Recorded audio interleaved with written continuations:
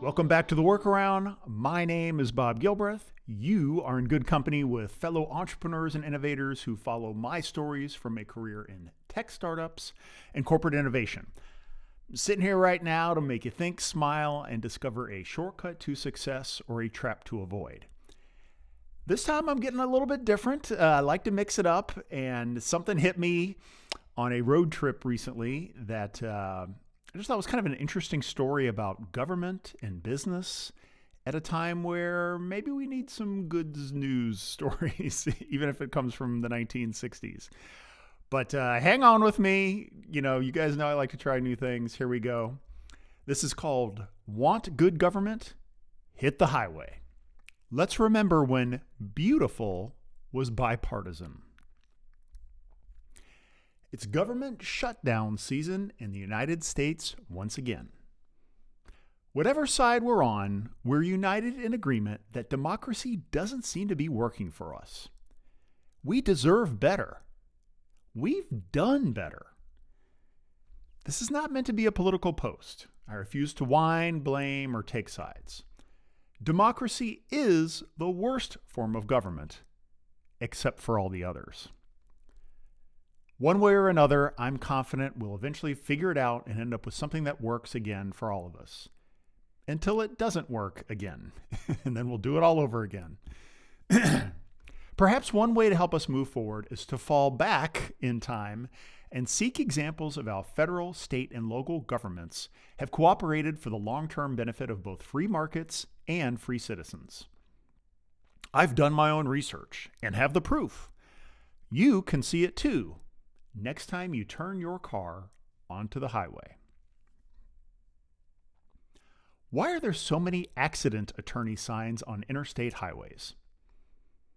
I'm driving along I-75 following the fall leaves from northern Michigan to southeast Ohio, and I can't stop thinking about why, in my lifetime, billboards for McDonald's and BP got replaced by smiling, suited men and women promising to deliver big wins. You know what they look like. It makes for a challenging business riddle and time-killing conversation with my wife, who has tolerated over 30 years of conversations on road trips like this. Here's what the two of us came up with about why there are all those attorney signs. First, billboards are pricey, but there is a massive lifetime value and margin per customer in personal injury cases. I mean, these guys are promising 5 figures or more per case, so... Second, many of the accidents they mine involve cars and trucks, so highways are contextually relevant advertising vehicles. I've been in enough near misses with teenage tuners and drifting 18-wheelers to know this is a growth market. Their copy strategy is billboard friendly. All you need is a catchy name like Hammer or Morgan and a phone number that spells something or contains lots of the same digits. If you fail to memorize the number, the billboard will still be there at exit 65 whenever you need it. Also, everybody else is doing it, so legal services become a visibility arms race. If they can afford so many ads, they must be good, meets, I've never seen their ads, so they must not win big. Finally, I know from my career in marketing that when demand from traditional advertisers dries up for some reason, new types of businesses find ways to soak up the excess supply. In this case, attorneys for hire seem to have less competition from once standard restaurant, lodging, and gas brands. But what happened to travel-related billboards? They were everywhere in this same stretch of I-75 when I was growing up in the 1980s, which, for the record, was also the era of the best TV, movies, and music. Today we have phones and apps to guide us to more food, gas, lodging options than I could imagine as a kid. However, it's still tricky to achieve passenger alignment and find directions while hurtling down the highway at 79 miles per hour in the left lane. And why bother pulling out our phones when those blue roadside signs show us all the options at a glance? Wait, we didn't have those signs when I was growing up. How did they get there? And why are they everywhere? I patiently waited until it was my wife's turn to drive, then dug into the internets to learn more. I haven't delved so deeply into historical research since using microfiche in the basement of my college library. You're welcome. Now, flashback to the 1960s. A triumphant and booming post-war United States is powering the world's production, and its citizens are plowing dollars into suburban homes and filling those garages with multiple cars. Federal, state, and local governments pave new roads to workplaces and recreational areas as quickly as possible to keep up with the demands of our car culture. But every burst of progress leaves some exhaust. For one, our gasoline filled the air with lead, which likely contributed to crime rates soaring years later. For another, roadsides were cluttered by a proliferation of billboards, fighting for motorists' attention and dollars. In response, the First Lady, Lady Bird Johnson, personally led a campaign to pass the Highway Beautification Act. Its purpose was to regulate outdoor advertising and address junkyards and other visual clutter along federally funded highways. In addition to removing eyesores, the program aimed to create new standard signage for food, gas, and lodging at each exit. In announcing the initiative in January 1965, President Lyndon B. Johnson said, "I want to make sure that the America we see from these major highways is a beautiful America. We have placed a wall of civilization between us and the beauty of our countryside. In our eagerness to expand and improve, we have relegated nature to a weekend role, banishing it from our daily lives. I think we are a poorer nation as a result. I do not choose to preside over the destiny of this country and to hide from view what God has gladly given." You might have noted me emphasizing some words, some early presidential uses of the words beautiful and wall in a much different context. But this is not a political post. Anyway, the law was passed by the House and Senate and signed by President Johnson in 1965. Once passed, states had to ratify a version of this bill as well. They were nudged into it by a rule, some may say threat, that the federal government would withhold 10% of its highway funds for those states that refused to participate. The vast majority of the public loved the bill. Now, polls were less frequent and sophisticated back then, but I found one Vermont newspaper that asked its readers to mail in their feedback. Responses ran as much as 30-1 in favor of the bill. Of course, one letter to the editor insisted that, quote, "good billboards are beautiful and break the monotony of a long motor trip." Today, this person would be on Reddit praising pop-up banner ads. The Specific Service Sign Program is administered by the Federal Highway Administration in collaboration with states. It was launched in 1969 and expanded beyond interstates in 1976.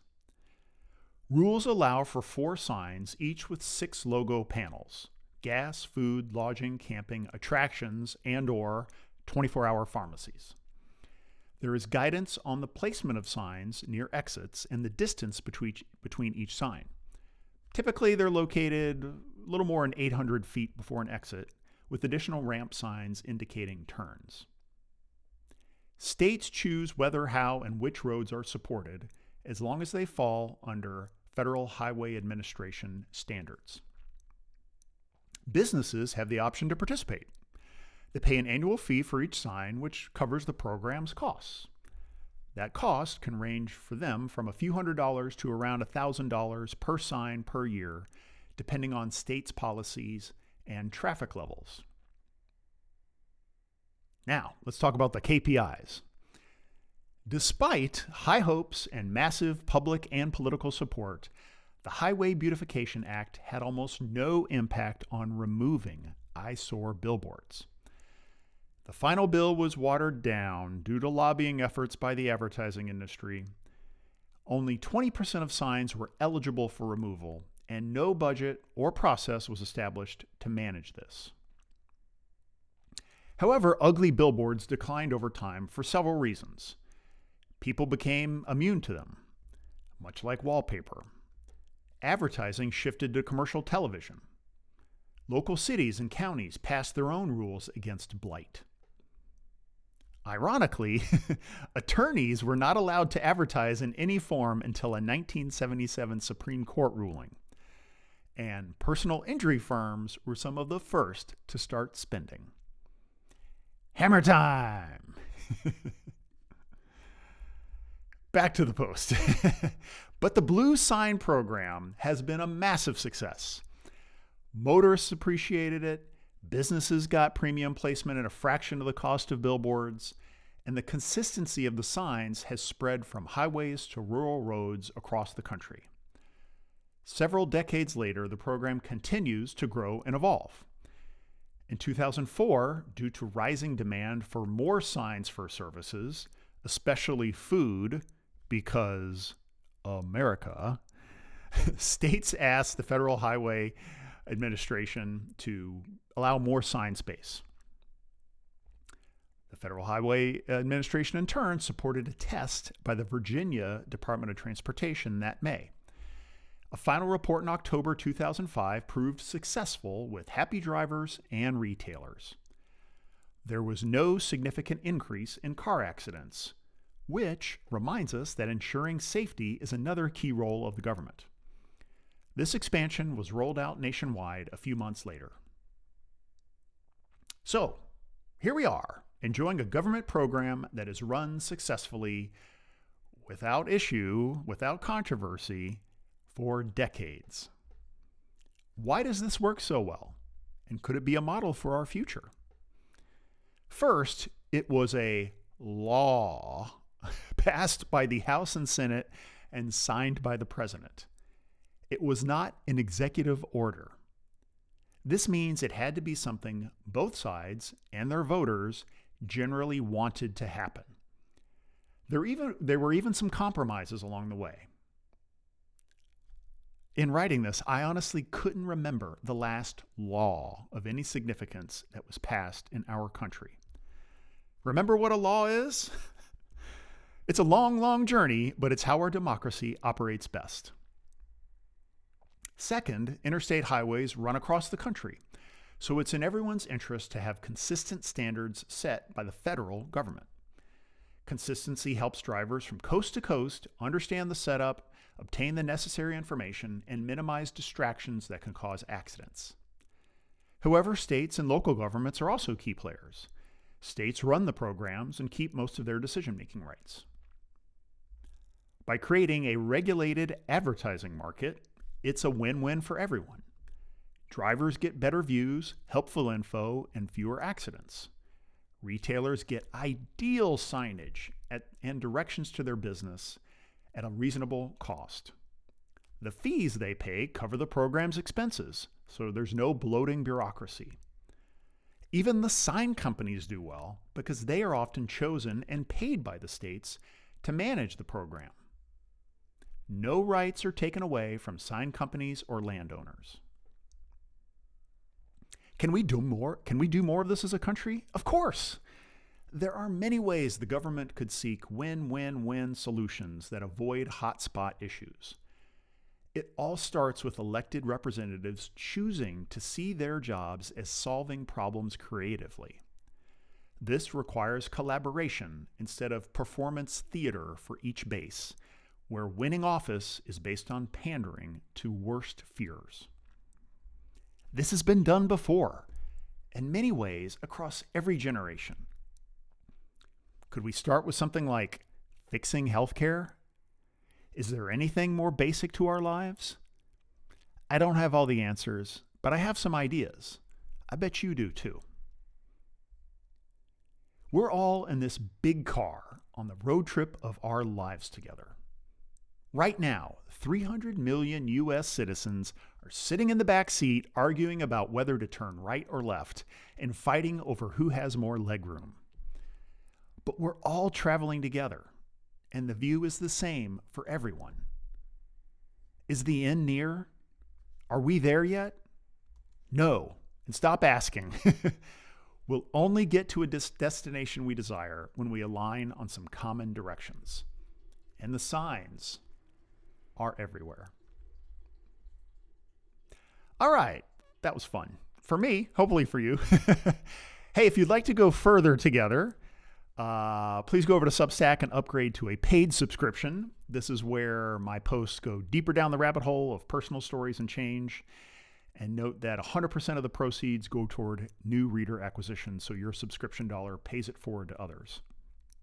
Also remember that anyone can schedule a chat during my office hours to discuss questions, provide feedback, network, or explore any other topic. Seriously, any topic. You can find the link here to my office hours. You can also find me on LinkedIn and email, obviously. And then finally, as I've spoken about a couple times, I'm a co-founder of Fleet, which is a holding company for service businesses. We invest in leaders who are ready to start their own companies, and we also do a little bit of M&A. So if you've ever thought about starting your own professional service business but need financial or other support, hit that schedule link that I've got here, and we'll have a great conversation, I guarantee. Thanks much. Talk to you next week. Ahoy for now.